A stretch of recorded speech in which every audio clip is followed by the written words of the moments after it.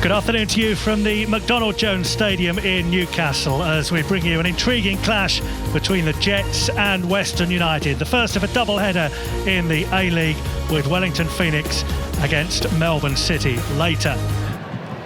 And Newcastle with plenty of possession in the early stages, but then they lose out with Western springing forward. Piraeus is in space on this right-hand side. Got four ahead of him, and there's an early first chance, and what a goal! Inside a minute, and what an opportunity has been taken by Lockie Wales, and that is definitely not the start that Newcastle wanted. It is just the start that Western wanted. 2 goals in 2 games for Wales, and Western ahead already. Lustica, look at the space he's got in the middle of the park here.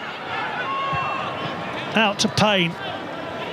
Back out to that left-hand side again. Effort is a terrific save forced from Italiano.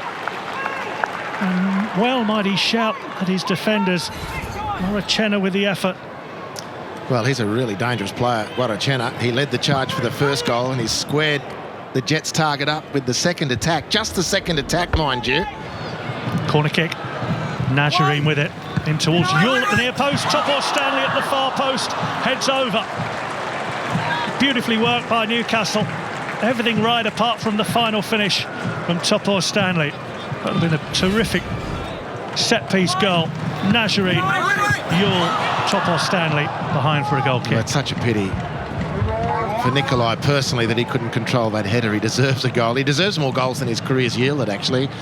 So fine as his contribution been to the A-League. Dizelle, a young player, fine prospect, very elegant. I think he's going to be a star. It's not as though the midfield up against which they play is particularly muscular. Look at this from Diamanti, if you don't mind. Different class from Diamanti. That stands out a mile in the game so far, and Payne is away to the edge of the penalty area. Berisha in the middle, and it's touched behind by Italiano, with Payne bearing down on goal. But what about that from the Italian Diamanti?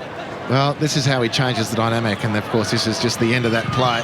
The left hand of Luis Italiano swatting the ball away for the corner. We've seen a number of great players through the history of the A-League. We've never seen, well, I've never seen, I don't remember seeing a player who hits those outrageous passes before, like Diamanti. Quite something. Clearance from Western upfield midway through the second half. Diamanti with the ball and with a bit of space to run into. That's a very good ball as well. Berisha waits in the middle and scores. The flag does not go up on the far side for offside. Offside is given.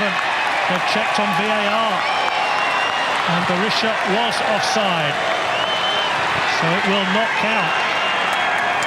And something the Newcastle fans feel has finally gone their way. We're up to the 6 minutes of stoppage time. In towards the near post, and I thought that came off a Western player and behind for another corner. So did many of the Newcastle players. In any case, it's taken quickly. The keeper is out of his goal, and it's fallen for Diamanti, who's going to curl it towards goal. Diamanti says he's clattered. The referee says he isn't, and play will continue. Blows the final whistle. Marc Rudan celebrates a second consecutive win for the second time this season. Western United scoring very early in the game.